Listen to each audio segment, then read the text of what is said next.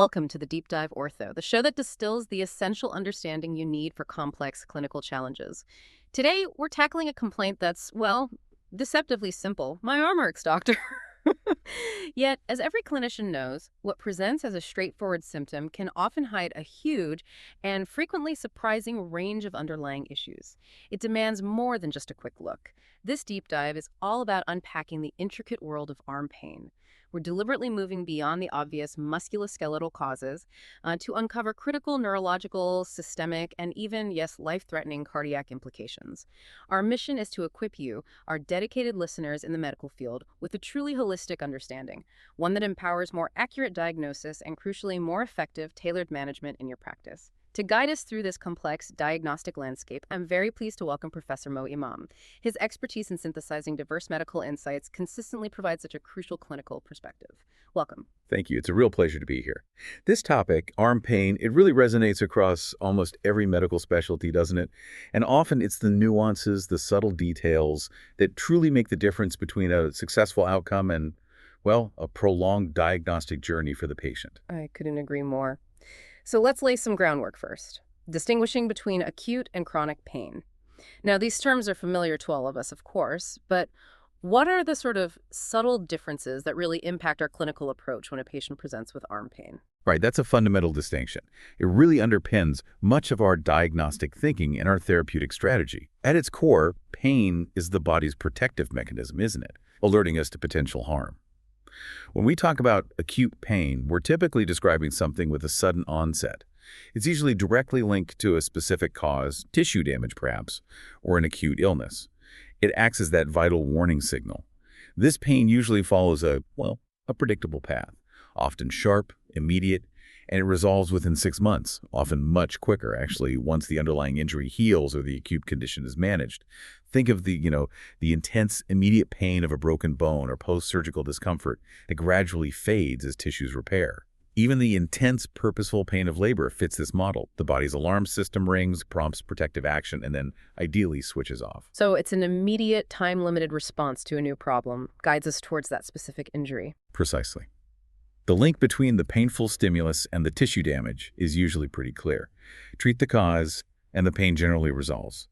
The pain pathways, the nociceptors, they're activated by harmful stimuli, sending clear signals up to the brain.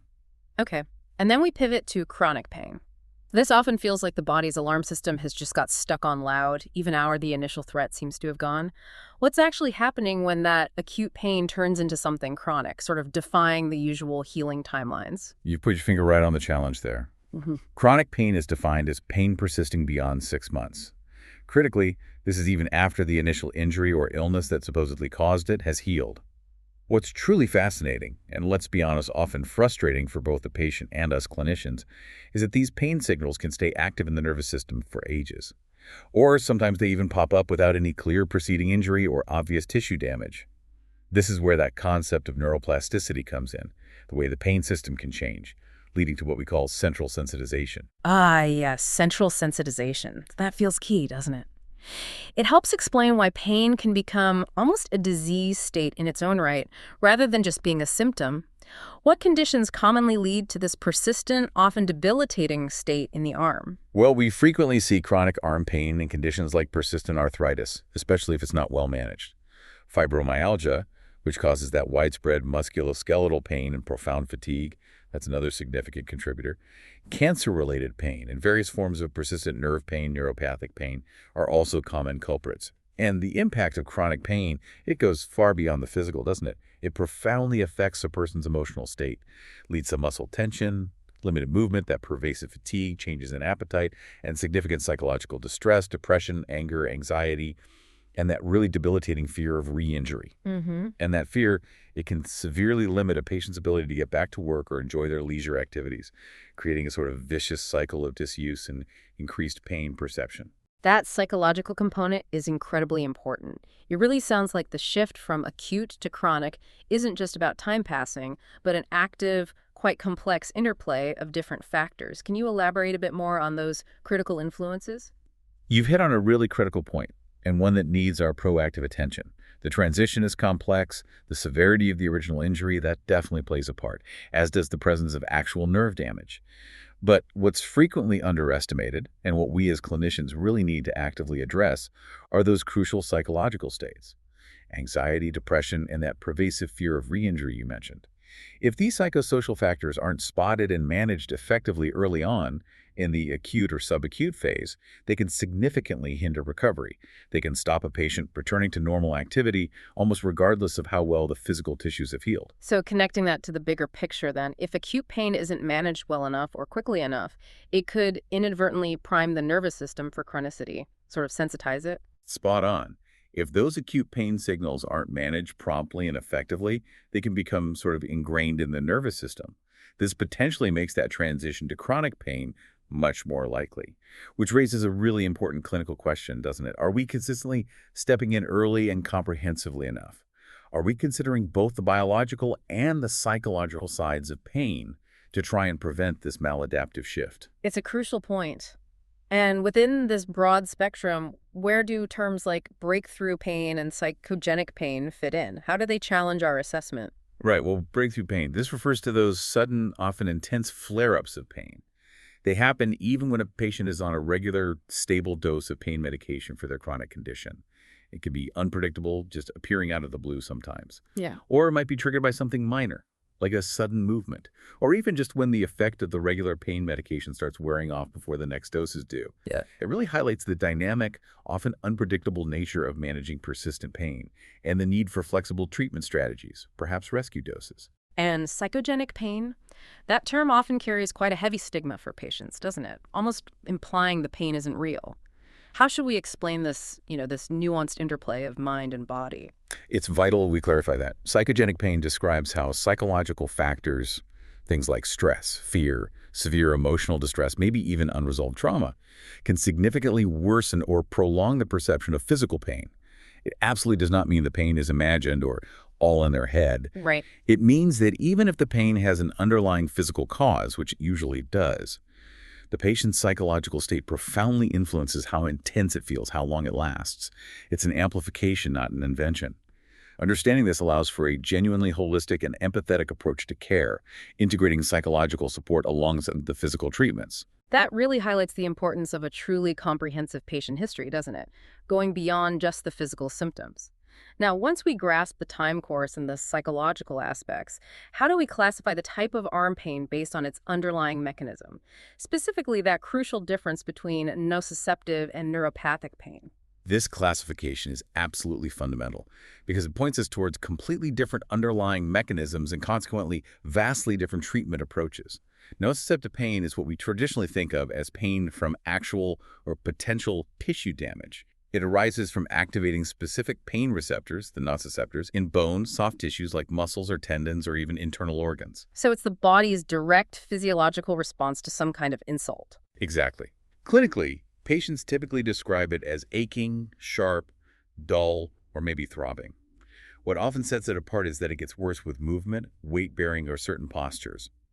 Think about the acute, sharp pain of a muscle strain after lifting something heavy, or the deep ache of an inflamed joint in osteoarthritis, or perhaps the throbbing discomfort of a bone bruise. These are classic nociceptive pains. The pain is usually pretty well localized and tends to respond predictably to treatments targeting the injured tissue. And neuropathic pain then is distinct because it comes directly from damage or dysfunction within the nervous system itself, not from the tissue receptors. Precisely. Neuropathic pain results from damage to the nerves themselves, disrupting their normal signaling. So instead of an injury activating peripheral receptors, the nerve's own internal signaling system is faulty, leading to abnormal firing patterns. Patients often describe this pain using very specific, sometimes quite bizarre words: burning, electric shock-like sensations, shooting, stabbing, prickling, or that persistent pins and needles feeling. That sounds like a profoundly different sensory experience compared to the mechanical ache or throbbing of nociceptive pain. It really is, and what's particularly compelling and often makes diagnosis tricky is that it can also lead to extreme sensitivity to things that normally wouldn't cause pain. Conditions like allodynia, where even a light touch, maybe just a bed sheet brushing against the skin, triggers intense pain. Or hyperalgesia, which is an exaggerated pain response to something that is actually painful. These are hallmarks of neuropathic pain. A classic clinical example is diabetic peripheral neuropathy. Nerve damage causes chronic burning and tingling, obviously in the feet, but it can certainly affect the arms too. Recognizing these distinct qualities is absolutely key to guiding our diagnostic workup and our medication choices, as neuropathic pain often responds quite poorly to standard painkillers like paracetamol or NSAIDs. That's a really powerful distinction, and it immediately steers our treatment pathways. Okay, let's shift gears now into the area where many of us start our diagnostic thinking when faced with arm pain. The common orthopedic and musculoskeletal causes. These are often the first things that spring to mind. Professor, what are the most frequent culprits we encounter here, maybe starting with those overuse injuries? Yes, overuse and repetitive strain injuries, or RSIs. They are incredibly common in modern life, aren't they? Affecting people across a huge range of jobs and daily activities. They represent a really significant burden of arm and hand pain, often profoundly impacting a person's quality of life and just their ability to do routine tasks. And then they can be surprisingly debilitating, even though they're sometimes seen as, minor injuries. Indeed. A very common and often quite simple explanation for arm discomfort is a straightforward muscle strain. This happens when muscle fibers get overstretched or torn, typically from heavy lifting, sudden jerky movements, or, as the name suggests, repetitive activities. We usually grade these strains mild grade 1 with minor tears and mild pain, up to severe grade 3 involving a complete rupture, significant pain, and loss of function. While they're common, it's crucial to avoid overresting, actually. That can lead to stiffness and delayed recovery. We tend to advocate for early gentle movement within pain limits instead. Right, gentle mobilization. And the connective tissues, tendons, and bursae, they seem to be frequently involved in overuse, too. Absolutely. Tendinopathy is a big one. This refers to chronic inflammation, or perhaps more accurately these days, degenerative changes within the tendons, those tough, collagen-rich cords connecting muscles to bones. This condition is really common in sports and manual labor, often resulting from repetitive microtrauma or chronic overload. We now tend to differentiate between reactive tendinopathy, which is more of an acute overload with an inflammatory response, and degenerative tendinopathy, which is more chronic, involving collagen disorganization. This distinction helps guide how we manage it. Two really well-known examples are tennis elbow and golfer's elbow. Can you just detail their specific presentations and perhaps the challenges in diagnosing them? Certainly. Tennis elbow, the medical term being lateral epicondylitis, affects the outer part of the elbow. Specifically, it involves the extensor carpi radialis brevis tendon origin. It's caused by repetitive wrist extension and forearm rotation, common in racket sports, obviously, but also in trades involving gripping and twisting. The pain often radiates down into the forearm, and you can usually bring it on by getting the patient to resist wrist extension or supination. Its counterpart, golfer's elbow or medial epicondylitis, affects the inner part of the elbow, involving the common flexor tendon origin. This stems from repetitive wrist flexion and forearm pronation seen in golfers, yes, but also carpenters, plumbers, anyone using hand tools repetitively. The pain runs along the inner forearm and gets worse with resisted wrist flexion. The diagnostic challenge often involves making sure it's not actually referred pain from the neck, from cervical radiculopathy, which can mimic these conditions. So a careful history and specific provocative tests, like Cozen's test or Maudsley's test for tennis elbow, are really crucial. Okay. And beyond the elbow, what other tendinopathies should we be particularly aware of in the arm? Other common ones include biceps tendinopathy, often affecting the long head of the biceps tendon up in the shoulder, causing that anterior shoulder pain that can sometimes radiate down the arm. This can be tricky to distinguish from rotator cuff problems sometimes. We also frequently see de Quervain's tenosynovitis affecting the wrist. This involves inflammation of the tendons on the thumb side of the wrist, the abductor pollicis longus, and extensor pollicis brevis. It's quite common in new mothers, often due to the repetitive lifting and holding of the baby. The Finkelstein test is usually diagnostic here. Alongside tendinopathies, bursitis is another common problem. Bursae are those small, fluid-filled sacs that sit between tissues, like bone and tendon, to reduce friction and cushion joints. Right, the body's little cushions. Exactly, and when they get inflamed, that's bursitis.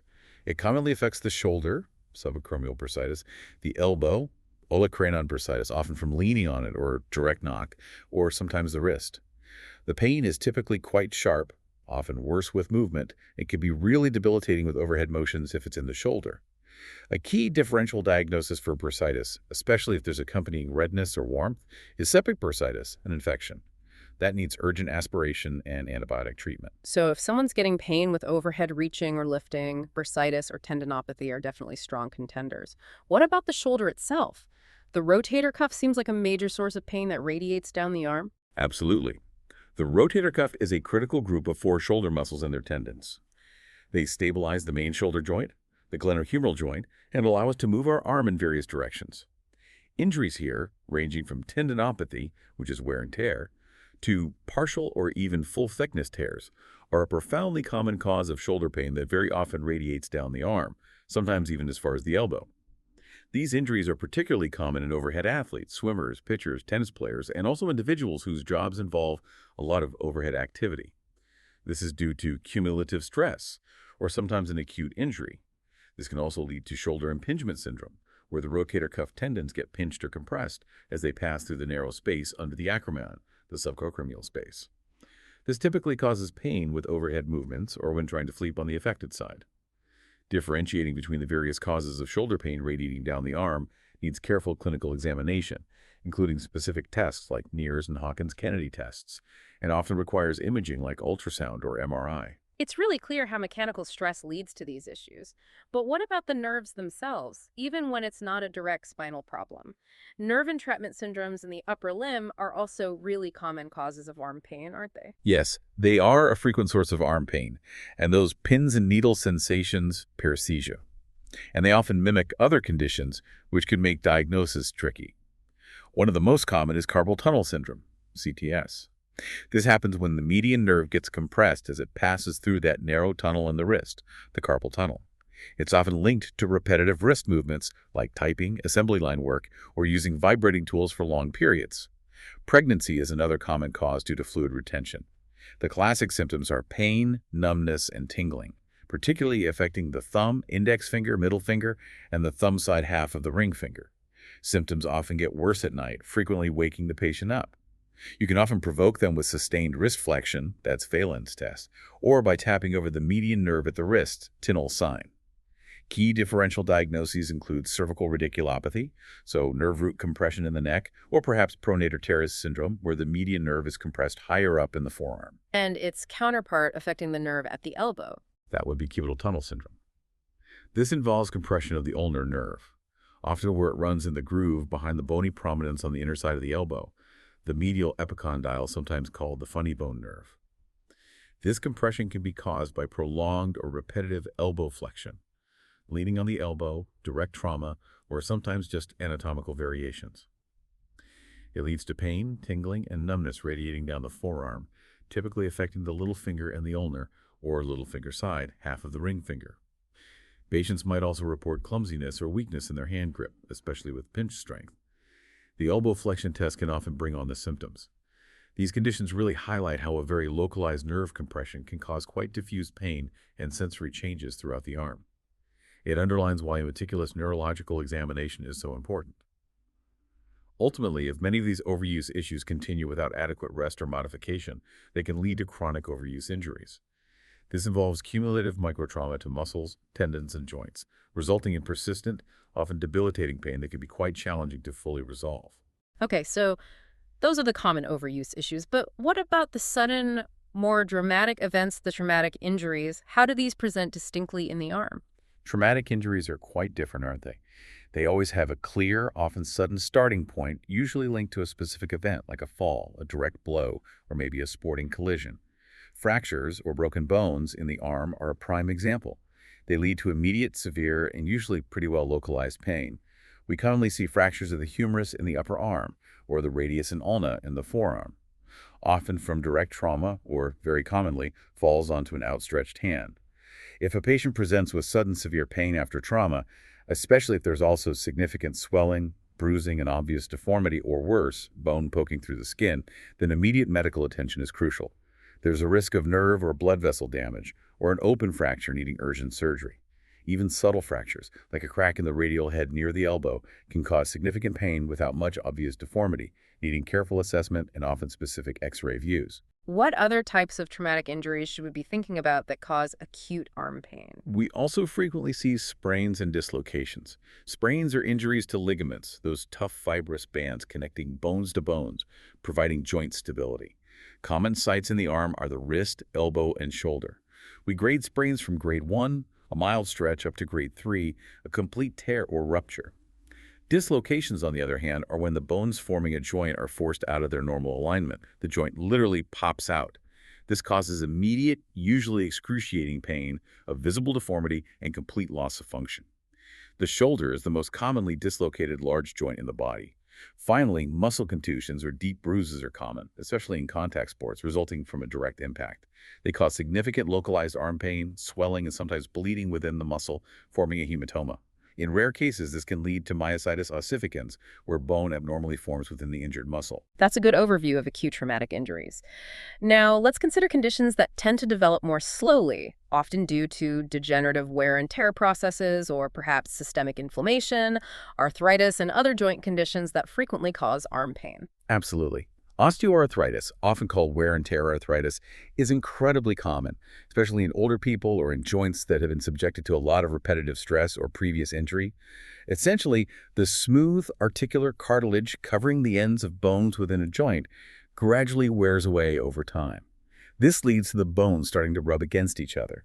This causes a gradual onset of pain, stiffness, and reduced range of motion. It particularly affects frequently used joints like the shoulder or the elbow. The pain is typically worse with activity and tends to ease with rest. There might be some morning stiffness, but it usually lasts less than 30 minutes.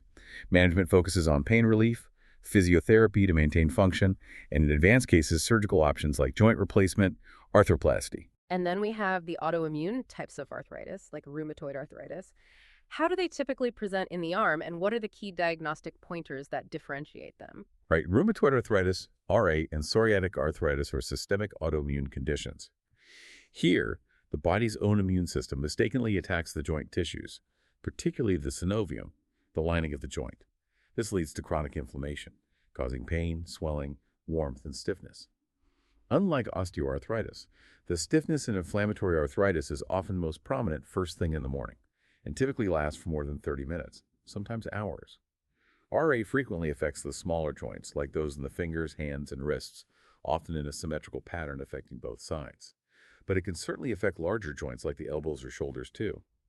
These conditions are usually accompanied by systemic symptoms of profound fatigue, maybe low-grade fevers or loss of appetite.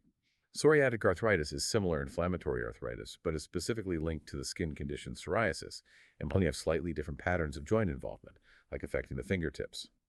Early diagnosis and aggressive management, often with disease-modifying anti-rheumatic drugs, DNARDs, and newer biologic therapies, are critical to prevent irreversible joint damage and maintain function. I recall gout being mentioned earlier. Now, it's typically associated with the big toe, isn't it? But is it relevant when we're thinking about arm pain? Well, gout is indeed most famous for affecting the big toe, the first metatarsophalangeal joint. It's an inflammatory arthritis caused by the buildup and deposition of monosodium urate crystals in the joints, usually due to high uric acid levels in the blood. However, while less common, it can affect joints in the arm, particularly the elbow and sometimes the wrist. When it does, it causes exquisitely painful, hot, swollen, and red acute flares, often coming on very rapidly, sometimes overnight. A definitive diagnosis involves aspirating fluid from the affected joint and looking for those characteristic needle-shaped urate crystals under polarized light microscopy. So yes, it's important to keep in mind as a potential, albeit rarer, cause of acute severe joint pain in the arm. Okay. And then there's frozen shoulder or adhesive capsulitis. That sounds like a really debilitating condition, particularly for the shoulder joint. It truly is. Frozen shoulder or adhesive capsulitis is a rather puzzling condition. The connective tissue capsule that surrounds the main shoulder joint, the glenohumeral joint, becomes inflamed, thickened, contracted, and tight. This severely restricts both active movement, what the patient can do, and passive movement, what the examiner can do when moving the patient's arm. And it causes significant, often quite severe pain, especially in the early stages. It typically progresses through 3 phases. The initial freezing stage, characterized by increasing pain and gradual loss of range of motion. Then the frozen stage, where the pain might actually start to lessen, but the stiffness remains profound, really limiting daily activities like dressing or reaching. And finally, the thawing stage, where the range of motion gradually, slowly begins to return. Though full recovery can sometimes take up to 2 years or even longer. It's often idiopathic, meaning we don't know the exact cause, but it's more common in people with diabetes, thyroid disorders, or following periods of shoulder immobilization, perhaps after surgery or injury. Management varies depending on the stage, focusing on pain control in the freezing stage, and gentle mobilization and stretching in the thawing stage. Sometimes interventions like hydrodilatation, injecting fluid to stretch the capsule, or manipulation under anesthesia are considered if progress stalls. That covers a really broad spectrum of local joint issues. But what about pain that originates further up, perhaps from the spinal column in the neck, or from major nerve pathways running down the arm? These can be real diagnostic challenges, can't they? This is a critical area for differential diagnosis, absolutely, because referred pain from spinal issues can perfectly mimic local arm conditions like tendinitis or bursitis. A common and often missed or misdiagnosed cause is a pinched nerve in the neck, clinically known as cervical radiculopathy. This happens when a nerve root, as it exits the spinal canal in the neck through a small opening called the foramen, becomes compressed or irritated. This causes symptoms like pain, numbness, tingling, or even weakness that radiate down the arm and potentially into the hand, often following a specific pattern related to that nerve root, known as a dermatome or myocone.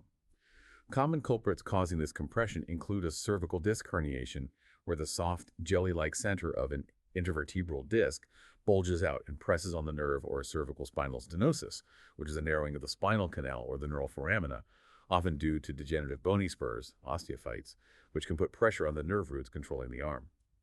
Understanding the specific patterns of symptoms, which part of the arm has pain or numbness, which muscles are weak, is key to localizing the affected nerve root. Provocative tests like Sperling's maneuver, which involves extending and rotating the neck, can often reproduce the radiating symptoms. So the patient feels the pain down their arm, but the actual root of the problem is up in their neck. Okay. Are there other nerve compression syndromes that aren't necessarily related to repetitive motions of the limb itself, but maybe due to anatomical structures or positions compressing nerves higher up? Yes, definitely. Perez-Gowlas syndrome, TOS, is an excellent example, and it's one that's often quite challenging to diagnose definitively. TOS refers to a group of conditions caused by compression of the nerves, the brachial plexus, or blood vessels, the subclavian artery or vein, in the narrow space between the collarbone clavicle and the first rib. This space is called the thoracic outlet. This compression can result in arm pain, numbness, tingling, and sometimes weakness, particularly when the arm is raised overhead or held in certain positions for prolonged periods. What's really crucial to remember about TOS is its diverse presentation. It can be neurogenic, which is the most common type, caused by compression of the brachial plexus nerves. Or it can be venous, caused by compression of the subclavian vein, which carries a serious risk of developing blood clots, deep vein thrombosis or DVT, that could potentially travel to the lungs, pulmonary embolism. Or, less commonly, it can be arterial, caused by compression of the subclavian artery, which can lead to insufficient blood flow, ischemia in the arm. Diagnosis often involves specific provocative tests, like Adson's maneuver or the Roos test, elevated arm stress test, as well as careful exclusion of other potential pathologies like cervical radiculopathy or shoulder problems. Sometimes vascular studies or nerve conduction studies are needed. That distinction, especially the vascular risk with venous or arterial TOS, is a really significant red flag. And what about issues affecting the broader nerve network supplying the arm, or perhaps systemic nerve damage? We also need to consider brachial plexus injury or neuritis. The brachial plexus is that complex network of nerves formed from the nerve roots C5 to T1 in the neck. It extends through the shoulder region and branches out to supply motor function and sensation to the entire arm and hand. Damage to this network can occur from acute trauma, like a severe stretch injury, perhaps in a motorbike accident or during birth, Erb's palsy. Or it can be due to inflammatory processes, such as Parsonage-Turner syndrome, also known as brachial neuritis, or neuralgic amyotrophy, or sometimes, or rarely, from tumors pressing on the plexus. These injuries can lead to severe pain, numbness, and profound weakness throughout the entire arm. If not managed appropriately, especially severe traumatic injuries, they have the potential to progress to permanent paralysis or significant functional loss. The pain, particularly in brachial neuritis, Parsonage-Turner, can come on incredibly suddenly and severely, often worse at night. Then, as the pain starts to subside over weeks or months, significant weakness and muscle wasting, amyotrophy, become apparent. And then there's the more general term peripheral neuropathy. How does that manifest specifically in the arm, and what are its common systemic links? Right, peripheral neuropathy is a broader term describing damage to any of the peripheral nerves, those nerves outside the brain and spinal cord that carry messages to and from the limbs and organs. This damage disrupts the normal signal transmission, causing a whole range of symptoms, including pain, weakness, numbness, tingling, burning, or altered sensation in the affected limb, definitely including the arms. The pain is typically described using those neuropathic terms we discussed earlier: burning, prickling, electric shock-like, or that persistent pins and needles feeling. is very frequently linked to underlying systemic conditions. Long-standing or poorly controlled diabetes is probably the most common cause worldwide, but it can also be associated with certain infections like HIV or Lyme disease, autoimmune disorders like rheumatoid arthritis or lupus, specific vitamin deficiencies, particularly B12, B6, B1, kidney disease, thyroid problems, excessive alcohol use, or even exposure to certain toxins or chemotherapy drugs. So if you diagnose peripheral neuropathy, a thorough workup looking for these underlying systemic causes is absolutely essential, because managing the primary condition is often the key to alleviating the neuropathic symptoms in the arm. This really demonstrates just how incredibly complex arm pain can be, doesn't it? Extending far beyond simple muscle aches or direct injuries. But now, Professor, let's delve even deeper into those less common, perhaps, but vitally important systemic causes. These are the ones that can often be overlooked if we're not thinking broadly enough. Where should we start this deeper dive? I think it's absolutely essential we highlight inflammatory myositis. It's a challenging diagnosis, certainly, but it's a critical differential, particularly when we see a patient with unexplained arm pain and weakness that doesn't quite fit the usual musculoskeletal or nerve compression patterns we've just discussed. Myositis, right. That's a group of autoimmune conditions where the muscles themselves become inflamed, isn't it? And Oh, yeah, often it acts as a mimic. precisely. Myositis is the umbrella term for a varied group of autoimmune conditions. They're characterized by chronic inflammation and progressive breakdown of muscle tissue. The key symptoms are usually a gradual onset of muscle weakness, often symmetrical, accompanied by variable degrees of muscle pain and aching. Crucially, its symptoms, particularly that muscle aching and weakness, can be very easily mistaken for joint pain, fibromyalgia, or even nerve-related issues. This makes getting an accurate diagnosis quite challenging and often, unfortunately, delayed. This is exactly why keeping it in your differential diagnosis for persistent, unexplained arm pain, especially if there's associated weakness, is so incredibly important. So it's a real diagnostic masquerader. What are the main types of myositis we should be aware of, and how do their clinical presentations differ? That might help guide our suspicion. Well, the most common type we generally encounter is polymyositis. This condition mainly affects multiple muscles, particularly those proximal muscle groups, so the ones closer to the trunk, around the neck, shoulders, back, hips, and thighs. Clinically, this shows up as significant, usually symmetrical muscle weakness. It can make everyday tasks incredibly difficult. Think of patients struggling to stand up from a low chair, climb stairs, lift a full kettle, or even just comb their hair. Patients also often report aching muscles and a profound fatigue that seems out of proportion to their level of exertion. Sometimes, if the throat muscles are involved, they can even have swallowing problems, which we call dysphagia. Polymyositis tends to be more common in women, typically affecting those between the ages of 30 and 60. The muscle weakness can fluctuate, but it generally tends to get steadily worse if it's left untreated, making early diagnosis really critical for preventing long-term disability. Okay, that's polymyositis. And the other types, what are their distinguishing features? We also have dermatomyositis. This involves muscle inflammation similar to polymyositis, but it also comes with characteristic skin rashes. These can include a purplish discoloration around the eyelids, known as a heliotrope rash, or raised reddish bumps over the knuckles, called Gottron's papules, or sometimes a rash across the upper back and shoulders, like the shawl sign. This type can also affect children, which is an important point for pediatricians. Then there's inclusion body myositis, IBM. This type often has a more distinct pattern of weakness. It tends to affect distal muscles more prominently, or at least early on so. Muscles further from the trunk, like the forearm flexors, making grip difficult. The thigh muscles, quadriceps, and the muscles below the knee, causing foot drop. Asymmetric weakness is also more common in IBM. It's also strongly associated with dysphagia, the swallowing problems. And it tends to be more common in men over the age of 50. Now, what's critically important for our clinical audience to know about IBM is it doesn't respond well to medication, particularly not to corticosteroids or the standard immunosuppressants that work for polymyositis or dermatomyositis. Ah, that's a crucial distinction for management. It really is. This unique resistance to conventional drug therapies means that exercise, carefully prescribed and monitored by physiotherapists, becomes an absolutely vital cornerstone management strategy for patients with IBM. It helps to maintain function, slow down muscle atrophy, and improve their overall quality of life. That's incredibly important to highlight, especially the difference in treatment response for IBM. To really bring the diagnostic challenge and pathway for polymyositis to life. Professor, I know you have a clinical case presentation that would be really valuable for us to walk through. Indeed. Let's consider a 30-year-old female patient. She presented to clinic with pain in her left arm, shoulder, and neck, which had been bothering her for about 6 months. She described the pain as a dull ache that came in flares, maybe every few weeks, lasting several days each time. She also reported a progressive sensation of her left arm just feeling heavy, and she experienced pain specifically when lifting and carrying things. Initially, this was noticeable when she was at the gym using light weights, but it gradually progressed to affecting routine household tasks, things like lifting a full kettle or carrying a bag of groceries. During these flares, she also noticed some mild tingling in her left hand and experienced night pain, which sometimes woke her from sleep. Crucially, though, she denied any systemic B symptoms, no fevers, night sweats, or unexplained weight loss. This absence might initially steer a clinician away from thinking about a systemic inflammatory process or even something neoplastic. Okay, that sounds like a fairly common presentation, actually.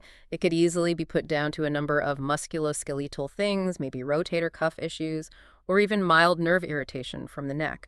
What investigations or treatments had she had before she came to see you? Well, her journey, like many patients with chronic pain, was a bit roundabout. It started with her GP, who, quite reasonably, arranged an MRI scan of her cervical spine, her neck. This came back entirely normal, effectively ruling out any obvious nerve root compression from a disc bulge or significant structural spinal problems as the main cause. She then underwent several weeks of physiotherapy, focusing on her neck and shoulder symptoms. However, she reported that this only provided marginal temporary relief and that feeling of arm heaviness just persisted. This lack of significant or lasting improvement, despite standard conservative treatments targeting what appeared to be a local musculoskeletal issue, is a really crucial detail. It should prompt us, as clinicians, to step back and broaden our differential diagnosis. All right, the non-response is a red flag in itself. And what about her past medical history? Were there any, perhaps, less obvious clues lurking there that might point us in a different direction? Absolutely. And this is exactly where taking a really comprehensive, detailed patient history becomes invaluable. It forces us to connect seemingly unrelated dots. It turned out she had a history of inflammatory bowel disease, IBD, specifically Crohn's disease. Although she hadn't had a recent flare-up and had actually successfully weaned off her immunosuppressant medication about 6 years prior, she also had hypothyroidism, for which she was taking stable thyroxine replacement therapy. Now, these are critical pieces of information. They should immediately raise suspicion for an underlying inflammatory or autoimmune cause for her muscle pain, even if the primary conditions seem remote or currently well controlled. Autoimmune conditions often travel together. Additionally, her background. She was a teacher, non-smoker, non-drinker, enjoyed keeping fit with exercise classes and gym training, but notably without any excessive heavy lifting or extreme endurance sports, which helped rule out things like exertional rhabdomyolysis. So the systemic history provided significant pointers. What did your clinical examination actually reveal, particularly when trying to reconcile her symptoms with that previous normal neck MRI? On clinical examination, she did indeed have moderate discomfort with both active and passive shoulder movements, particularly adduction and abduction, and also some discomfort on wrist movements. However, what was initially a bit misleading and really highlights a potential diagnostic pitfall was that she demonstrated full normal 55 power in all the muscle groups, myotomes, in her left upper limb. And her sensation testing, dermatomes, was objectively normal too. Now, this might at first glance suggest that significant neurological involvement was unlikely and lead a clinician to focus purely on local joint mechanics or maybe minor tendon issues. And here's where it got really interesting and pointed us towards the true underlying pathology. She had moderate to severe pain on palpation of specific muscle groups. Notably, her deltoid muscle, teres major around the back of the shoulder, and her forearm muscles were distinctly tender to pressure. Her neural tension tests, specifically biasing the median and radial nerves, were also mildly positive. This suggested some degree of peripheral nerve irritation, which is actually quite common in inflammatory muscle conditions, the myopathies. So this combination, the significant pain on direct muscle palpation, despite having full power and normal sensation, coupled with those subtly positive neural tension signs, strongly suggested an underlying muscle pathology, rather than a primary joint problem or a clear-cut nerve root impingement. That distinction, focusing on the specific muscle palpation tenderness, overriding the initially reassuring neurological power exam, that's a really key clinical pearl. Okay, so the clinical picture pointed away from typical nerve impingement or joint arthritis. What was the next crucial step in diagnosis? Particularly thinking about advanced imaging and blood tests, given that her previous ultrasound was normal. Right, this brings up an important point about the limitations of certain imaging modalities. Her initial point-of-care ultrasound which looked at the shoulder rotator cuff, deltoid, elbow, and wrist, had appeared completely normal. This is a vital learning point. Superficial ultrasound often lacks the sensitivity to detect subtle, diffuse muscle edema, swelling, deep within larger muscle groups, especially early on in inflammatory conditions like myositis. Okay, so ultrasound can miss it. It can, which highlights why MRI was absolutely essential in this particular case. The MRI findings were truly the diagnostic breakthrough. They showed florid muscle edema and clear signs of myositis inflammation within the muscle tissue itself, affecting her teres major, posterior deltoid, brachyradialis, and muscles within her forearm compartments. This was definitive, objective evidence of widespread muscle inflammation. Wow, okay. And the blood tests, I imagine they complemented the MRI findings perfectly, confirming the systemic nature of this. Precisely. Her laboratory investigations were the final crucial piece of the puzzle. Her blood tests showed a markedly elevated erythrocyte sedimentation rate, ESR, of 56 millimeter or, with normal typically being under 20, clearly indicating significant systemic inflammation. Crucially, her creatine kinase, CK level, was significantly elevated at 560 UL, normal usually less than 200. CK is an enzyme primarily found in muscle tissue, so a high level is a direct and sensitive marker of muscle breakdown or injury, strongly supporting the muscle pathology seen on the MRI. And the definitive confirmation of the autoimmune cause came from the positive myositis autoantibodies found in her blood. Specifically, she tested positive for anti-Jo1 antibodies, which are strongly associated with polymyositis. Her kidney function, liver function, and full blood count were otherwise normal. That's a really clear diagnostic pathway, isn't it? Underscoring the value of connecting that clinical suspicion, especially the tenderness on palpation and the systemic history, with targeted advanced investigations like MRI and specific blood markers. So with the confirmed diagnosis of polymyositis predominantly affecting her left upper limb and likely linked as an extra-intestinal manifestation of her IBD and possibly her hypothyroidism, what was the management approach, and importantly, what was the outcome for her? Well, her management was prompt and effective, which really highlights the importance of multidisciplinary collaboration in these cases. She received an urgent referral to the NHS Rheumatology Service, who reviewed her and confirmed the diagnosis. They initiated treatment with immunosuppressants, started with oral corticosteroids to quickly reduce the inflammation, followed by introducing a steroid-sparing agent for longer-term management. This led to a remarkably rapid resolution of her symptoms, which is always incredibly satisfying to see in such a debilitating condition. Within just a few weeks, her arm pain and that profound feeling of heaviness significantly improved, and her functional capacity returned pretty much back to normal. That's a fantastic outcome. Now, what about exercise in these cases? It feels quite counterintuitive, doesn't it, to recommend exercise when someone has active muscle inflammation and documented muscle breakdown with a high CK.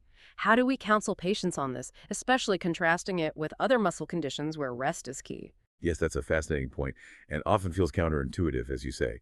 However, despite the active muscle inflammation, there's compelling evidence now showing that exercise is not only safe, but actually profoundly beneficial for people with inflammatory myositis, including polymyositis and dermatomyositis. Far from making the condition worse, a carefully designed progressive exercise program, usually overseen by a physiotherapist experienced in neuromuscular conditions, can actively contribute to reducing inflammation, improving muscle strength and endurance, and mitigating long-term disability.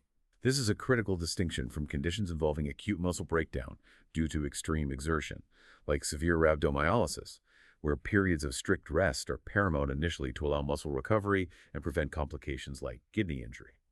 For inflammatory myositis, however, an appropriate loading program incorporating aerobic exercise, anaerobic bursts, and resistance or strength training is now a recommended part of standard management. Furthermore, regular physical activity helps reduce the risk of other chronic diseases that are often associated with myositis itself or its long-term medication. Use things like type 2 diabetes, osteoporosis, and cardiovascular disease. And as we mentioned earlier, this is particularly crucial for patients with inclusion body myositis, IBM, as their condition doesn't respond well to medication, making exercise a primary therapeutic tool for maintaining their function and quality of life for as long as possible. That's a remarkable insight, really highlighting the nuances of exercise prescription in different inflammatory states. It's not a one-size-fits-all approach. Beyond myositis, what other systemic or perhaps less common conditions might present with arm pain that we as clinicians should keep in the back of our minds, even if they're not immediately obvious? Certainly. While less frequent than musculoskeletal causes, it's vital to remember that infections can sometimes be the culprit behind arm pain. In some rare but very serious cases, infections within the bones, osteomyelitis, the joints, septic arthritis, which can also occur in artificial joints, or the deep soft tissues like necrotizing fasciitis or even severe cellulitis of the arm can lead to acute, severe pain. This is typically accompanied by marked swelling, redness, warmth, and often systemic signs like fever and chills. These conditions are true emergencies. They demand immediate medical attention, often requiring surgical drainage or debridement and aggressive intravenous antibiotics to prevent devastating complications like sepsis, joint destruction, or even limb loss. Okay, so infection is a rare but critical one. And you mentioned referred pain earlier. Are there other conditions where the problem isn't even in the arm or neck, but the pain is distinctly felt in the arm? These can be particularly tricky diagnostically. Precisely. This phenomenon of referred pain often catches clinicians out if they're not thinking broadly. For instance, while it more commonly causes referred pain to the right shoulder or upper back, it's worth knowing that gallbladder disease, like cholecystitis or gallstones, can sometimes present with pain radiating into the right arm, occurring in a surprisingly significant percentage of cases, perhaps over a third in some studies. This is thought to be due to shared nerve pathways involving the diaphragm and the phrenic nerve irritating the shoulder region. Similarly, and perhaps more crucially in terms of immediate risk, cardiac ischemia, meaning reduced blood flow to the heart muscle, such as in angina or a heart attack, myocardial infarction, can classically present with pain radiating down the left arm, or sometimes even both arms, or into the jaw or neck. This is a critical red flag, obviously, and failing to recognize it can have catastrophic consequences. We'll come back to the emergency signs shortly. We also frequently encounter arm pain as part of more widespread chronic conditions like fibromyalgia and other autoimmune disorders. Fibromyalgia causes that chronic widespread pain, which can certainly include both arms. Patients often describe it as a deep ache or sometimes an intense stabbing or burning sensation, typically accompanied by profound fatigue, sleep disturbances, and tender points. Other autoimmune conditions, such as systemic lupus erythematosus, lupus, can also cause arm pain, perhaps through joint inflammation, arthritis, muscle inflammation, myositis, or even inflammation of the blood vessels, vasculitis, affecting the limb. Right. And finally, is there a rare but incredibly serious neurological condition that can affect the arms? One that sometimes generates public health concern when outbreaks occur? You might be thinking of acute flaccid myelitis, or AFM. Yes, this is a rare but very serious neurological condition. It primarily affects the gray matter of the spinal cord, specifically the anterior horn cells, which control muscle movement. It predominantly affects children and can manifest with a sudden onset of acute limb weakness, which can be accompanied by pain, often in the arms or legs. Sometimes it follows a viral illness, with enterovirus D68 being implicated in some outbreaks. While it is uncommon, its potential for rapid progression and severe, sometimes permanent paralysis makes it vital for clinicians, especially those seeing children with sudden weakness, to be aware of its potential presentation. Prompt neurological assessment and MRI of the spinal cord are key to diagnosis. This deep dive really broadens our perspective on arm pain, moving way beyond the obvious sprains and strains. So given this incredible range of potential causes, Professor, how do we as clinicians approach the diagnosis comprehensively? How do we ensure we don't miss those critical, less common conditions? And perhaps even more crucially, when should we recognize that arm pain constitutes an emergency requiring immediate, urgent attention? These are arguably the most important practical questions, aren't they? Guiding our decision-making and ensuring patients get onto the right pathway safely and efficiently. A comprehensive diagnostic approach always begins with a meticulous clinical evaluation. This means taking a detailed patient history first, really digging into the nature of the pain, its onset, sudden or gradual, character, burning, aching, sharp, location and radiation, what makes it worse, what makes it better, aggravating and relieving factors, and importantly, any associated symptoms like numbness, tingling, weakness, stiffness, or any systemic signs like fever or weight loss. Following that, a thorough physical examination is crucial. This needs to include a focused musculoskeletal assessment checking the range of motion, both active and passive, of the shoulder, elbow, and wrist, palpating for specific areas of tenderness, and performing a comprehensive neurological examination to assess motor strength in different muscle groups, myotomes, sensation in different skin areas, dermatomes, and reflexes. Specific provocative tests, like Sperling's maneuver we mentioned for cervical radiculopathy, or tunnels in Fallon's for carpal tunnel, can help us localize the likely source of the pain and identify potential nerve involvement or specific joint issues. We're looking for clues to differentiate local injury from nerve issues or systemic signs. Okay, history and examination first. Then, what imaging modalities do we typically turn to, and what are their specific strengths and, importantly, limitations when investigating arm pain? Right. For imaging, we often start with plain X-rays. They are excellent for rapidly identifying acute bone injuries like fractures or dislocations, and also for detecting chronic signs of arthritis, such as joint space narrowing, bone spurs, osteophytes, or joint deformities. They're quick, cheap, and widely available. For more detailed assessment of soft tissues, muscles, tendons, ligaments, nerves, and for visualizing complex musculoskeletal issues, suspected nerve compression, or inflammatory conditions like the myositis case we discussed, then MRI and CT scans become invaluable. MRI provides superb soft tissue contrast, making it crucial for diagnosing things like rotator cuff tears, ligament injuries, disc herniations pressing on nerves, and, as we saw, subtle muscle edema in inflammatory conditions. CT scans, on the other hand, provide superior detail of bone, making them better for assessing complex fractures, particularly those involving joints or looking for bony impingement. So, MRI for soft tissues and complex problems, CT for bone detail, and X-rays for that initial screen, especially for fractures or arthritis. What about ultrasound? Where does that fit in? Ultrasound is highly useful, particularly in the outpatient setting. It's a dynamic, real-time imaging modality that's excellent for visualizing superficial structures like tendons, ligaments, muscles, and joints. It's very good for diagnosing things like rotator cuff tears, though MRI might be better for full assessment, tendinopathies, bursitis. It can even assess blood flow using Doppler and identify nerve enlargement or compression, for example, measuring the cross-sectional area of the median nerve in carpal tunnel syndrome or the ulnar nerve in cubital tunnel syndrome. However, as we noted with our myositis case, its limitation is primarily detecting subtle, diffuse muscle edema deep within larger muscle compartments compared to MRI. Its utility is also quite operator-dependent. The skill of the person performing the scan makes a big difference. Okay. And for confirming nerve problems specifically, when clinical suspicion is high, but maybe imaging is inconclusive. For that, we rely on neurodiagnostic studies, primarily electromyography, EMG, and nerve conduction studies, NCS, sometimes called electrical tests. These tests directly assess nerve function and the electrical activity of muscles in the arm. NCS measure how quickly electrical signals travel along the nerve, identifying areas of slowing that suggest compression or damage. EMG involves inserting fine needles into muscles to record their electrical activity, both at rest and during contraction, which can help distinguish between nerve problems, neuropathy or radiculopathy, and muscle problems, myopathy. They provide objective, quantifiable information that's vital for confirming neuropathic causes, pinpointing the precise site of nerve damage, for example, wrist versus elbow versus neck, assessing the severity of the nerve injury, and differentiating nerve entrapment from radiculopathy or from primary muscle disease. They're really indispensable in complex cases. Right. And finally, what about laboratory investigations? What can blood tests tell us in the context of arm pain, particularly when we're suspecting those systemic causes? Laboratory investigations, blood tests, are critical for ruling out or confirming systemic conditions that might be presenting with arm pain. We routinely check for inflammation markers like the erythrocyte sedimentation rate, ESR, and C-reactive protein, CRP. These are nonspecific indicators of systemic inflammation, useful but not diagnostic on their own. Crucially, as we discussed in the myositis case, muscle breakdown markers such as creatine kinase CK are vital. A significantly elevated CK points strongly towards muscle injury or inflammation.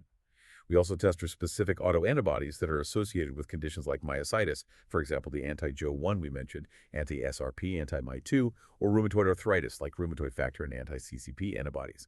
Additionally, blood tests can help diagnose underlying systemic conditions like diabetes using HbA1c, thyroid dysfunction, vitamin deficiencies, or kidney disease, all of which can contribute to arm pain, particularly neuropathic pain. And of course, if cardiac causes are suspected based on the history and symptoms, an electrocardiogram, EKG or ECG, is an essential first-line investigation to evaluate the heart's electrical activity and look for signs of ischemia or infarction. This comprehensive diagnostic toolkit really paints a clear picture of the workup. Now, let's tackle that crucial question of differentiation. When is arm pain an absolute immediate emergency versus when can it be managed through less urgent channels? This is so vital for our colleagues in practice, particularly those working in primary care or emergency settings. This is perhaps the most critical takeaway from our entire discussion, isn't it? Because getting this wrong, particularly missing a cardiac cause or a severe infection or injury, can have devastating, even fatal consequences. You absolutely must recognize the immediate emergency signs that necessitate calling Emergency Medical Services 999 in the UK without any delay. So we're talking red flags that scream cardiac primarily. And are there any atypical cardiac presentations involving the arm we need to be particularly aware of? It's exactly. The classic presentation of a heart attack, myocardial infarction, includes sudden, severe arm pain, particularly radiating down the left arm, though it can be right or both, often accompanied by pressure, heaviness, tightness, or a squeezing sensation across the chest. This is the textbook, critical red flag. However, and this is vital, not all heart attacks present classically. Arm pain presenting with other acute cardiac warning signs, even without obvious chest pain, is also an immediate emergency. These include unexplained shortness of breath, sudden onset nausea or vomiting, breaking out in a cold sweat, diaphoresis, profound dizziness or lightheadedness, feeling faint or pain radiating to the jaw, neck, or back. Crucially, heart attack pain typically starts abruptly, often gets worse with any exertion, and may ease somewhat with rest. This pattern is different from typical musculoskeletal pain, which might worsen with specific movements of the limb itself. Be especially vigilant in women, older adults, and people with diabetes, as they are more likely to present with atypical or subtle symptoms, perhaps just shortness of breath, fatigue, or indigestion, alongside arm discomfort. Never dismiss these. If you suspect a cardiac cause, call for emergency help immediately. Do not attempt to drive the patient or yourself to the hospital. Okay, crystal clear on the cardiac red flags. What about traumatic injuries? When does a fall or a direct blow to the arm cross that threshold into needing an immediate emergency response? For trauma, if there's an obvious traumatic injury associated with an audible snapping or popping sound at the time of injury, a visible and severe deformity of the limb, bone protruding through the skin, an open fracture, the arm being stuck or fixed at an unnatural angle, severe, unrelenting pain that isn't touched by simple painkillers, or a complete inability to move the arm, wrist, or hand. These are all strong indicators of a severe fracture, dislocation, or possibly significant nerve or blood vessel injury. These require immediate emergency services for safe stabilization, pain control, and urgent orthopedic assessment. Also, any signs of neurovascular compromise distal to the injury, like loss of pulse in the wrist, the hand feeling cold or looking pale or bluish compared to the other side, or sudden onset severe numbness or paralysis in the hand, these are critical emergencies requiring immediate intervention to save the limb. Right. Beyond those immediate 999 situations, when should a patient be advised to seek urgent medical attention? Perhaps contacting NHS 111, going to an urgent treatment center, or attending A&E, but not necessarily needing paramedics straight away. Okay, so for urgent but perhaps not immediate life or limb-threatening situations, advise patients to seek prompt medical review if their arm pain predictably worsens with exercise or exertion, but then reliably resolves with rest. This pattern is highly suggestive of angina pectoris, indicating insufficient blood flow to the heart muscle during demand. This needs urgent cardiac assessment to prevent it progressing to a full heart attack. Also, if there is significant localized swelling in the arm, accompanied by a high temperature, fever, chills, or spreading redness and warmth, erythema. This could indicate a serious joint infection, septic arthritis, or deep soft tissue infection, like cellulitis progressing to something worse, or even osteomyelitis. These need urgent assessment and likely antibiotics, potentially 4, to prevent joint destruction or systemic sepsis. Severe arm pain that significantly limits movement, especially if it's new onset or rapidly worsening, should also prompt an urgent review, as should persistent or progressively worsening tingling, numbness, or weakness in the arm, hand, or fingers. This suggests ongoing nerve compression or irritation that requires prompt evaluation to prevent permanent nerve damage. Okay, that makes sense. And then for the non-emergency but persistent or worrying pain, what's the general guidance for when it's time to consult a general practitioner or perhaps seek a specialist referral if initial self-care isn't cutting it? For those non-urgent scenarios, the advice is generally to consult their GP or a specialist, like a physiotherapist or orthopedic specialist, depending on access. If the pain persists or simply does not improve, with sensible self-care measures like rest, ice, and over-the-counter painkillers within a reasonable time frame, typically 2 to 4 weeks, is a good guide. Waiting too long can sometimes allow problems to become chronic and harder to treat. They should also seek consultation if the pain seems to be progressively worsening over time rather than gradually getting better, or if there's worsening swelling, bruising, or redness in the affected arm that isn't resolving as expected, as this could indicate an ongoing inflammatory process or maybe a missed injury. Limited range of motion or increasing weakness in the arm that isn't improving with simple self-care or basic exercises also warrants a medical opinion. If they are experiencing difficulty sleeping night after night due to persistent arm pain, That's impacting their quality of life and needs assessment. If they have a history of trauma where the immediate emergency signs were absent, but the pain remains concerning or perhaps new symptoms have developed later on, they should definitely get it checked out. And finally, a really important category. Any unexplained systemic symptoms accompanying the arm pain should always prompt a thorough GP or specialist consultation. This includes things like persistent fever, unintended weight loss, profound fatigue that seems out of proportion to the pain itself, or drenching night sweats. These could point towards one of those less common but potentially serious systemic causes we discussed earlier, like inflammatory myositis, underlying malignancy, chronic infection, or other significant autoimmune conditions. These are the red flags that demand a broader diagnostic lens beyond just the arm itself. That's an incredibly valuable roadmap for assessing arm pain, covering that whole spectrum from the immediately life-threatening right through to the chronic nagging ache. So once we've navigated this diagnostic labyrinth, perhaps with the help of imaging or blood tests, and identified the likely cause, Professor, what are the primary treatment and management strategies we typically employ? Let's start with initial self-care and those conservative therapies, as these are often the first line of defense for many common conditions. Indeed. For a substantial number of common arm pain causes, especially those related to overuse or minor trauma, initial self-care and conservative therapies can be highly effective. Often, they prevent the need for more invasive interventions down the line. For acute injuries, we frequently recommend the classic RICE-E method. Most clinicians are familiar with this acronym. REST, which means avoiding or significantly modifying activities that clearly aggravate the pain, allowing the injured tissues time to heal. ICE, applying a cold pack or a bag of frozen peas wrapped in a damp cloth to the painful area for maybe 15-20 minutes at a time, several times a day, particularly in the first 48 hours. This causes vasoconstriction, reducing blood flow, swelling, and pain. Compression, using a snug but not uncomfortably tight elastic bandage or a supportive brace to help minimize swelling and provide gentle support. And elevation, raising the affected arm above the level of the heart whenever practical, especially when resting, to use gravity to help drain excess fluid and further reduce swelling. It's important, though, to advise patients to stop any of these if they seem to acutely worsen their pain. Okay, RICE-E for acute injuries. And for managing the pain itself, what are our initial go-to pharmacologic strategies? For pain management initially, readily available over-the-counter medications are often the first step. Non-steroidal anti-inflammatory drugs, or NSAIDs, like ibuprofen or naproxen, are often very effective. They target both pain and inflammation, making them particularly useful for nociceptive pain arising from strains, sprains, tendinopathies, or arthritis flares. Topical NSAID gels can also be useful for localized problems with fewer systemic side effects.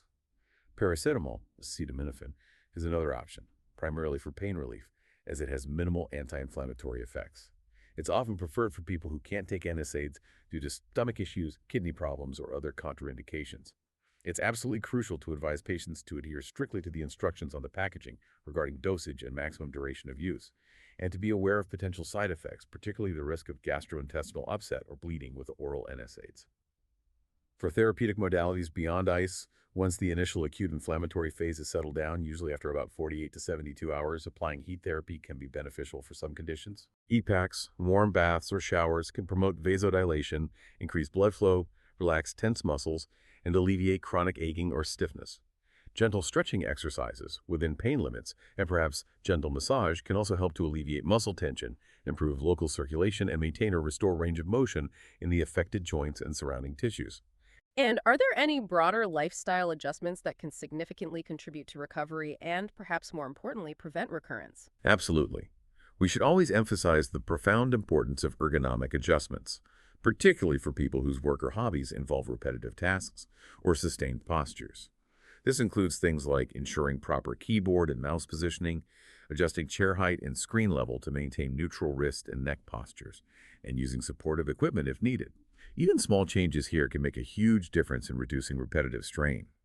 Incorporating frequent short breaks, micro breaks, during prolonged repetitive tasks is also crucial, just to change position and allow tissues a brief recovery period. Maintaining good posture generally, both when sitting and standing, reduces unnecessary stress on the entire musculoskeletal system, including the neck and arms. Furthermore, ensuring adequate hydration and maintaining a balanced diet, perhaps rich in anti-inflammatory foods, can support the body's natural healing processes. These seemingly simple lifestyle measures can make a significant, often overlooked contribution to both preventing and managing chronic arm pain. Okay, so if that first line of self-care isn't quite enough, what are the next steps? Moving up the ladder of care to more specific medical and interventional treatments. Right. When conservative measures aren't providing adequate relief, or perhaps for more severe conditions from the outset, we move towards more targeted interventions. Medication management might involve prescription strength medications. This could include stronger NSAIDs or specific medications for neuropathic pain, like gabapentin, pregabalin, or certain antidepressants like amitriptyline or duloxetine, which work by modulating nerve signals. Sometimes muscle relaxants might be used short-term for associated muscle spasm. Our approach with prescription medication is always cautious and conservative. The aim is to manage pain effectively while rigorously limiting the risk of side effects, dependence, or addiction, particularly with opioid analgesics, which should generally be reserved for severe acute pain or specific chronic pain situations under careful supervision. Patients need clear education on proper usage, potential adverse effects, and the planned duration of treatment. Makes sense. And physical therapy, often considered a cornerstone of orthopedic rehabilitation. How is it typically tailored for different types of arm pain? Absolutely. Physical therapy, PT, or physiotherapy, is often the cornerstone of rehabilitation for the vast majority of arm pain conditions, especially once any acute inflammation has settled. A skilled physiotherapist will conduct a thorough assessment to identify specific impairments, muscle weakness, tightness, joint stiffness, core movement patterns. Based on this, they'll design a personalized progressive exercise program.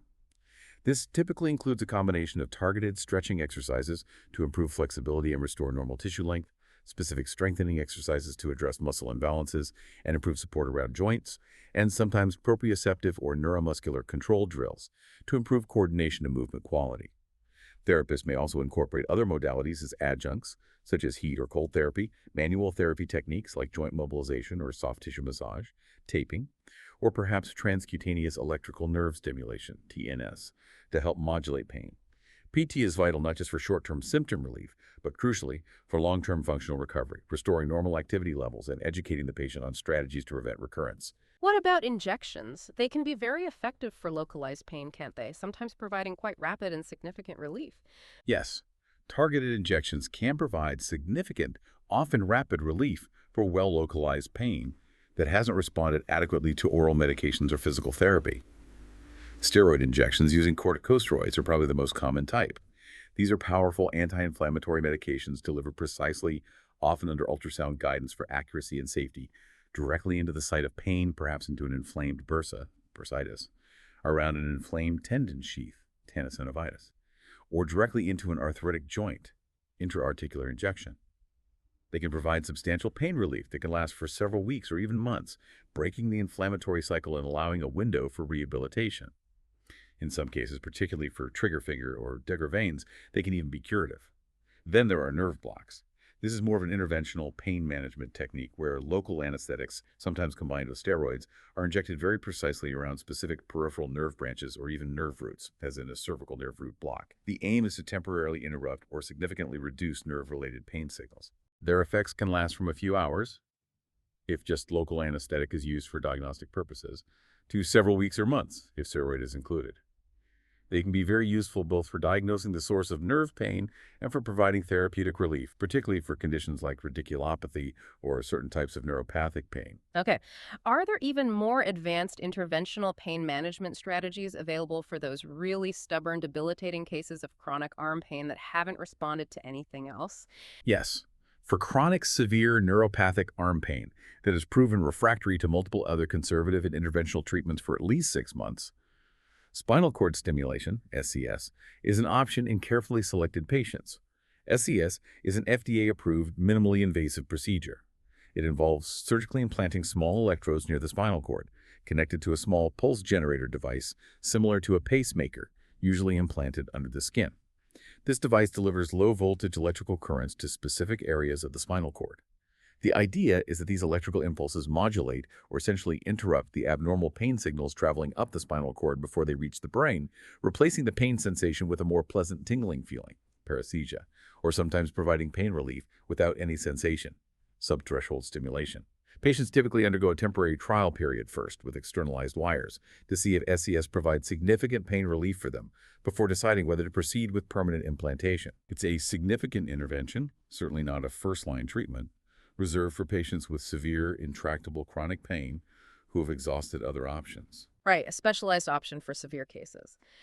And finally, when does surgery become the necessary next step for arm pain? When all else fails or for very specific structural problems? Surgical intervention generally becomes necessary for severe cases, typically when other conservative or less invasive interventional treatments have failed to provide adequate pain relief or restore function to an acceptable level. Or, in some situations, surgery is indicated more acutely for conditions that demand immediate structural repair to prevent permanent damage or loss of function. Examples where surgery is often considered include complex or unstable fractures that require internal fixation with plates and screws to ensure proper healing, extensive tendon tears, like a large retracted full-thickness rotator cuff tear in an active individual that won't heal adequately on their own, severe nerve entrapment syndromes causing persistent symptoms or progressive muscle weakness or atrophy, like advanced carpal tunnel syndrome, or end-stage joint arthritis causing debilitating pain and significantly impairing quality of life, where joint replacement, arthroplasty, might be the best option. Specific orthopedic surgeries like shoulder arthroscopy for rotator cuff repair or impingement, elbow release procedures for tennis elbow or cubital tunnel, wrist fusions or joint replacements, and various nerve decompression surgeries are commonly performed in these instances. The goal is always to restore normal anatomy as much as possible, release compression, stabilize structures, and ultimately improve function and reduce pain. Of course, surgery always involves risks and typically requires a significant period of post-operative rehabilitation. Okay. Finally, Professor, let's talk briefly about prevention. What proactive strategies can our listeners advise their patients on to try and prevent arm pain from occurring in the first place, or perhaps from becoming a chronic, recurring problem? Prevention is always better than cure, isn't it? And thankfully, many common forms of arm pain, particularly those related to overuse or biomechanics, are indeed preventable, or at least their risk can be significantly reduced through sensible practices. Stress the importance of pre- and post-activity care. This includes performing regular stretching exercises and a dynamic warm-up routine before engaging in physical activity, sports, or repetitive tasks, and similarly, doing cool-down stretches afterwards. This helps prepare tissues for load and maintain flexibility. Equally important is ensuring correct form and technique during exercises, lifting heavy objects, or performing work-related tasks. This involves maintaining good posture, engaging core muscles for stability, and using proper body mechanics to avoid putting excessive or awkward strain on the arms and shoulders. Sometimes coaching or ergonomic assessment is needed here. So, mindful movement and proper preparation are absolutely key. Precisely. Also, building in frequent breaks during prolonged repetitive tasks is crucial. Whether someone is working at a desk, typing all day, working on an assembly line, or engaging in a hobby like knitting or playing a musical instrument, these short micro breaks, even just 30 seconds every half hour, to stand up, stretch, and change position, allow tissues to recover and prevent the cumulative microdamage that often leads to chronic overuse injuries like tendinopathies or nerve entrapments. Maintaining good posture generally, both when sitting and standing, is foundational. Poor posture, like slouching with rounded shoulders and a forward head position, puts significant strain on the neck and shoulder girdle, which can directly contribute to arm pain or nerve irritation. And of course, for those engaging in sports or activities with a risk of impact or falls, wearing appropriate protective equipment such as wrist guards for snowboarding, elbow pads for skating, or proper shoulder protection in contact sports is essential for preventing acute traumatic injuries. Even something as simple as keeping hands and arms warm in cold temperatures can be important for some individuals, particularly those prone to vasospastic conditions like Raynaud's phenomenon, which can cause arm or hand discomfort. These proactive, often quite simple steps can significantly reduce the incidence and severity of many common types of arm pain. Professor, this has been an incredibly insightful and truly comprehensive deep dive into the world of arm pain. Thank you so much. We've covered such a huge amount, from the fundamental definitions of acute and chronic pain, its intricate classifications like nociceptive versus neuropathic, through all the common orthopedic and musculoskeletal culprits. And then we really delved into the surprising and often overlooked systemic causes like the inflammatory myositis case, before bringing it all together with crucial diagnostic approaches, red flags, and the full spectrum of treatment and prevention strategies. You've genuinely helped us unpack this complex, multifaceted clinical challenge. My pleasure entirely. The ultimate goal, I think, for all of us is to foster a more holistic and nuanced approach when we see patients with arm pain, ensuring we consider the entire clinical picture, including those less common possibilities, not just focusing solely on the obvious anatomical point of complaint. Absolutely. And it's this comprehensive, multifaceted approach to diagnosis and treatment that truly empowers us as clinicians, enabling us to more accurately pinpoint the underlying cause of arm pain and then tailor genuinely effective management plans for our individual patients. It leaves us with a provocative thought, perhaps. Considering the intricate web of causes for arm pain we've explored today, what unseen systemic conditions might we still be overlooking in our everyday patient assessments, simply by focusing too narrowly on the anatomical point of complaint? Something to mull over. If you found this deep dive valuable, please do take a moment to rate and share Deep Dive Ortho with a colleague. We really do appreciate your support. Until next time, keep digging deeper.